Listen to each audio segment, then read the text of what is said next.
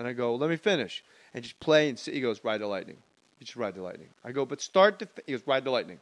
To finish, I want to ride the lightning. And he was right. Like, I was fucked after I listened to Ride the Lightning. So if I was going to start comic book-wise, can you funnel it into... Because it seems like, even if that's possible, a larger world than music. No, I get it. Because you go, well, the original Superman's like... There's so many different... What would a primer be? Yeah. I would start with Frank Miller's Dark Knight Returns. Wow. Because, it would be Frank Miller. Oh, they said Frank White. I'm like, that's Christopher Walken in The King of New York. Dark Knight. Yeah. Returns. But why would I start with the return of something? What? Why would I start? Because it'll be familiar enough ground. Because you go, well, everybody knows Batman, right? You know? And but people in the Amazon with Teddy Roosevelt did not know. Roosevelt created Batman. And spaghetti? Yeah. He's a very talented man. That's why he was always so hungry. Yeah. Oh, Eddie Izzard and Minnie Driver are both in Devil Inside, in my comic. As themselves? No, as different characters. There's Eddie right there. What do you draw a guy? Take a look. I will take a look right here.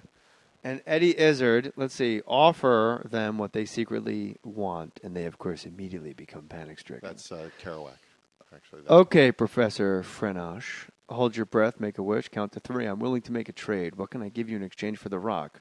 What? Are you being funny? Oh, so Eddie Izzard is this... is Professor Frennick, yeah. Rarely. You already know what I want. Okay. So he's the evil guy. No, I'm the evil guy. Well, which one's Eddie Izzard then? The one that looks like Eddie? Looks like Peter O'Fallon. It kind of looks like O'Fallon. I thought you were Eddie.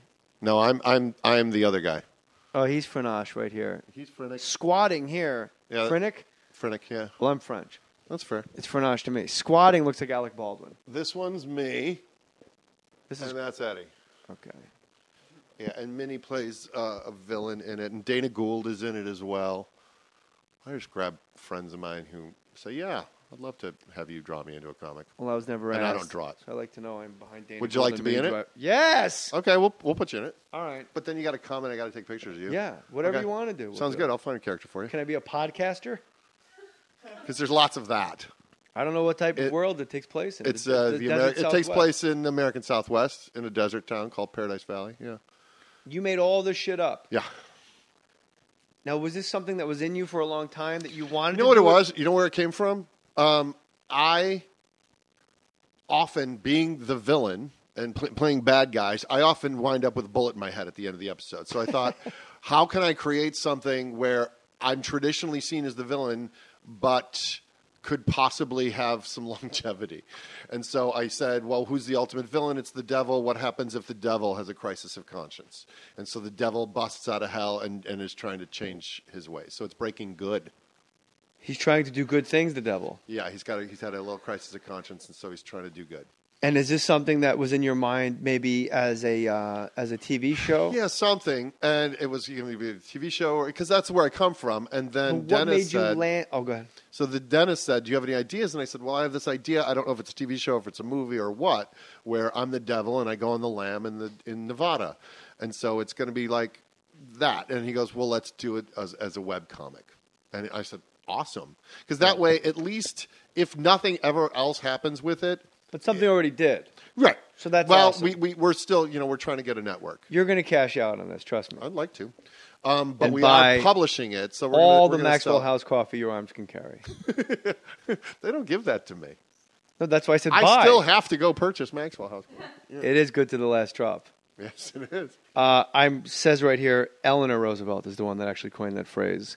Oh, really? According to my notes, Eleanor Roosevelt coined the phrase "good to the last drop." Said she invented fusilli, and she said that as she was making love to Rosa Parks. Really? Yes. Really? That's what it says. These are show notes. Yeah, you have them. They don't, No, I don't want official. That's it's been notarized. The elliptical invented by Gary Fensick. Wow, I can't believe you knew that. Yeah. Hey, friends. Do you skip your favorite sporting events or concert because you think tickets are too expensive? Think again. ScoreBig.com makes live events affordable. Don't fast forward. Just sit tight. It's 60 seconds, you creeps. Now it's 70 because you made me say that. 40% of live event tickets go unsold each year, even when the arena or stadium is full. Thousands of tickets are comped out or given away to make it look like a sellout. ScoreBig.com works directly with the box office and other ticket providers to sell these tickets. Every ticket on ScoreBig.com is guaranteed to be between 10 and 60% below retail price. Great seats from the front row to the rafters. In your town, your team, you can do this. Purchase your ticket days, weeks, or months in advance. There are no fees or shipping charges ever. It is impossible to pay full price on ScoreBig.com. You are guaranteed to save on tickets. Register on ScoreBig.com this week and use the code Jay, J-A-Y, to get an extra $10 off your purchase this week only. Go to ScoreBig.com, click on the radio button, and enter, or as my son would say, button, and enter the code J, that's J-A-Y. Always less than full price, never any fees. ScoreBig.com, that's ScoreBig.com. Enter the code J, and don't forget to enter J at ScoreBig.com. How long have you been married? Try to talk. Going on 15 years. 15 years. Yeah. You're like me. You love being married. Yeah. And I try to explain to people, and I've been trying to do this on stage, but I think I have to pull it back because it comes across more of a rant. I got to figure out a more like we're all in this together way to couch it. Right. We're like single guys always say like one pussy for the rest of your life, and my response is that one. Like that's the one I picked forever. Like, and that one said I'll fuck. That the part you're leaving out is that's gonna fuck me forever too. Like that one's out. Like I don't have to go to Dave and Buster's. She picked this for the rest of her life. Right. Yeah. He just got out of his chair and rubbed my face. There, he picked that. Look, she got this with the rest of her life, pinching my cheek. Yeah. Like I don't have to go to Dave and Buster's and yell over fucking "Running Down a Dream" by Tom Petty. What, your brother's in Iraq? No Match.com. No Match.com. I'm not sitting on your Hello Kitty bedspread. Did you show me? What I said is I don't have to have somebody else get used to the smell of my farts. Like, you know what I mean? We kind of said the same thing. Yeah, like when you're sitting there and you're like, and then she just doesn't even. But then you like start going on dates again. You have to bottle all that up. You have to pretend like you're not doing it. With 2 puppies and a 1-year-old and me, the house really revolves around fecal matter. And my wife will very calmly look up from she won't even look up from British Vogue and go, "Did you toot?" And I'll go, "No," and that means it's time to change the baby. Right. Or I'll go, "Yes," and she'll go, if it's really rancid, there'll be a pause, and she'll just go, "Wow. Impressive. Something's dying inside of you. Yeah. Somebody had beets. You've eaten a roadkill or something. Do you like beets? I like beets. I love beets. Mm-hmm. Do you like Brussels sprouts? I do. Every food I was taught that on sitcoms Spinach, that was terrible. Eat, yeah. I'm like, it's fucking delicious. Yeah. Or like spinach. Yeah, I like spinach. Yeah. Or like cream spinach. But I like cream spinach more than regular spinach, I think. Why did Popeye always wait till the very end? Why didn't he just on the onset, on the drive, I'm going out with Olive, I should probably eat this first. On the drive over. Because we might run into some... Are you ready, Olive? I'll be ready in a minute, Popeye. You're like, all right, give me a second. Just eat the spinach at home on your way to the carnival. Right. So that in case he runs into some nefarious characters, he's already jacked. It is a very small town. Yeah.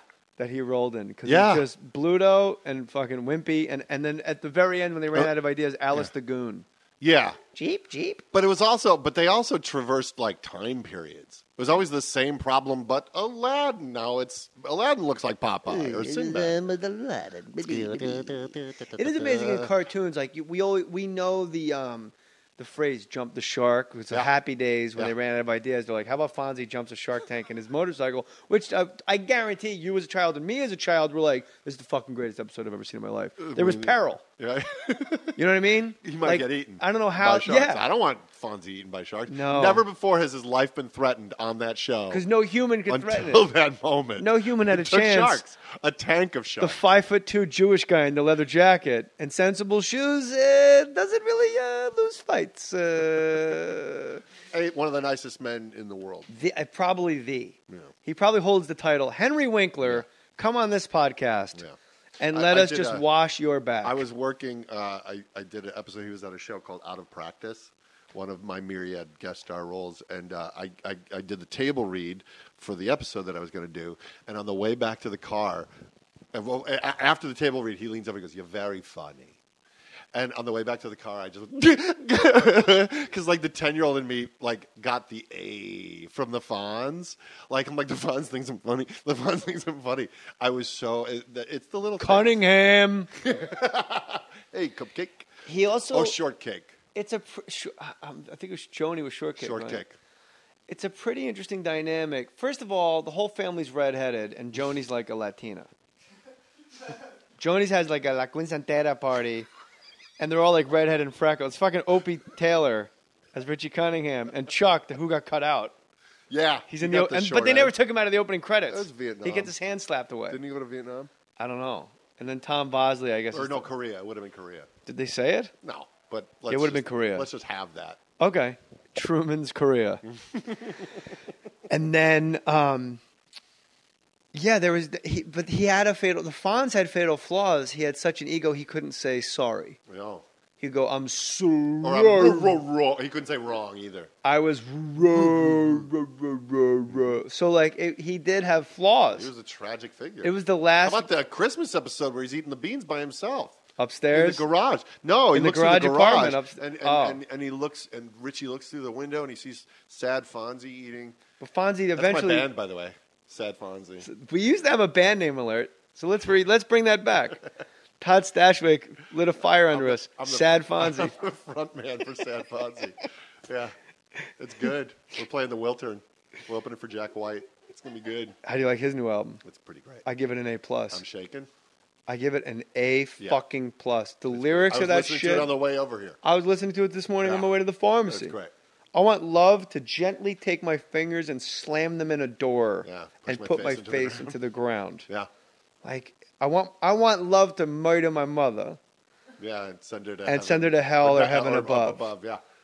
Wow. It's so good. And the I'm Shaking song is from another time. That's a great tune. It's a lot of it like when you saw This Might Get Loud and he really showed you that Sunhouse record. And he closes his eyes, and like we all got obsessed with, I'm grinning. And he goes, it didn't matter that he was clapping his hands out of time. It didn't matter that he couldn't really sing. It's almost like an entire album because his voice is a little off, but a little off perfect. Yeah. Like perfect.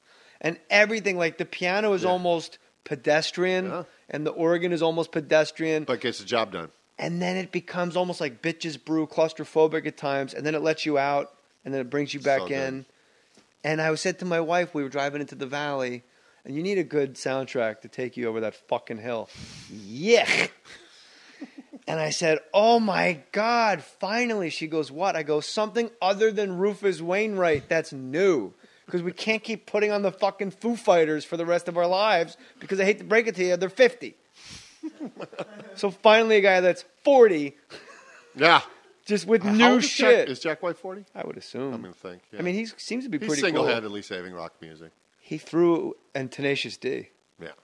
Tenacious D, I would say, I had this discussion at the Ontario Improv. I would say Tenacious D rocks harder per capita, per guy, than any band that's ever lived. Interesting. It's two guys in cargo shorts and acoustic guitars. You know, Ronnie James Dio and fucking The Devil in the Road. Be you angels? No, we are just men. Rock. Oh! Like, that's the hardest shit. Like, it's the only comics that are in my iTunes to run to. This is just a tribute. Yeah, that's a great album. They can really kill it. Am I not there? That's when you eat beets and then you go poop, do you forget that you eat beets and think you're dying? You get startled. That you think, oh my God, I have bowel cancer. That I ate is clawing its way out of my bowels. The crow? Yeah, well, it's because I eat the whole beak. You got to eat the beak and talons if you're going to eat. So you're really the kimono dragon. Yeah. Because they eat carrion. Like a python, I swallow it whole and then let it work its way out. But then it makes my poop beet colored. But I've never seen a python's shit. No, they don't, do they? I think that's evaporate it. That's on right after Are You Smarter Than a Fifth Grader? Is I've never seen a python's shit. It's on right after. There's no commercial. Is that Bergeron? Does he host that as well? He did. I think now they're going back to Saget. That's fair. Needs the work. Just because he likes the word shit. Yeah, he can say it a lot on that show. Didn't the Fonz move upstairs, though, to the upstairs apartment? He did. when it stopped being on film and started being multi-camera. Because the first few seasons were single cam. Yeah, and then they realized we could save $5 million a day. Yeah. And then Mr. C's glasses started being like from the 80s, 70s, and 80s. Like they just stopped caring about keeping it period. How about on What's Happening? Raj had glasses with no lenses. Uh-oh. Well, that's because the reflection, they didn't have non-reflective lenses right. at that point. Yeah. But like, well, maybe give the guy some